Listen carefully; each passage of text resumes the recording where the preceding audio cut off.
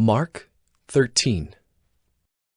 And as he came out of the temple, one of his disciples said to him, "Look, teacher, what wonderful stones and what wonderful buildings!" And Jesus said to him, "Do you see these great buildings? There will not be left here one stone upon another that will not be thrown down." And as he sat on the Mount of Olives opposite the temple, Peter and James and John and Andrew asked him privately, "Tell us, when will these things be? And what will be the sign when all these things are about to be accomplished?"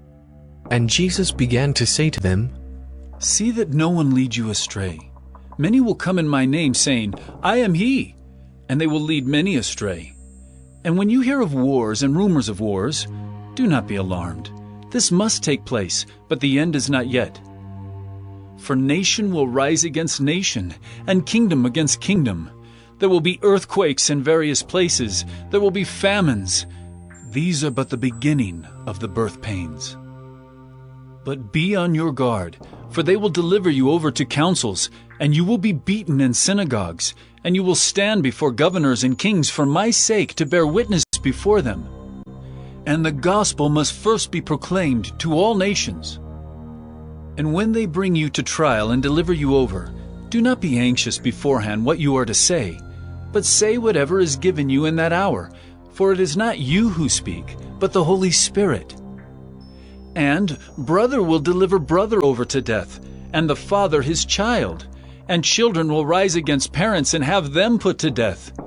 And you will be hated by all for my name's sake, but the one who endures to the end will be saved. But when you see the abomination of desolation standing where he ought not to be, let the reader understand. Then let those who are in Judea flee to the mountains. Let the one who is on the housetop not go down, nor enter his house to take anything out, and let the one who is in the field not turn back to take his cloak.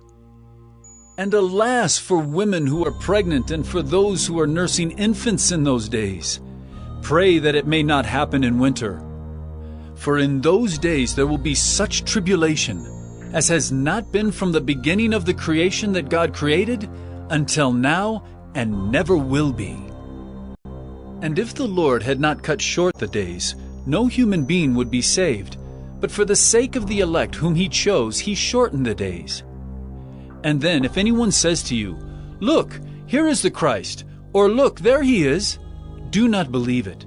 For false Christs and false prophets will arise and perform signs and wonders, to lead astray, if possible, the elect. But be on guard. I have told you all things beforehand. But in those days, after that tribulation, the sun will be darkened, and the moon will not give its light, and the stars will be falling from heaven, and the powers in the heavens will be shaken. And then they will see the Son of Man coming in clouds with great power and glory. And then he will send out the angels and gather his elect from the four winds, from the ends of the earth to the ends of heaven. From the fig tree, learn its lesson. As soon as its branch becomes tender and puts out its leaves, you know that summer is near. So also, when you see these things taking place, you know that he is near, at the very gates. Truly I say to you, this generation will not pass away until all these things take place. Heaven and earth will pass away, but my words will not pass away. But concerning that day or that hour, no one knows, not even the angels in heaven, nor the Son, but only the Father. Be on guard, keep awake, for you do not know when the time will come. It is like a man going on a journey. When he leaves home and puts his servants in charge, each with his work, and commands the doorkeeper to stay awake.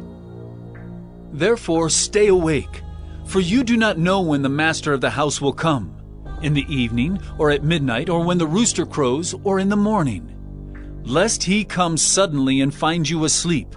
And what I say to you, I say to all, stay awake.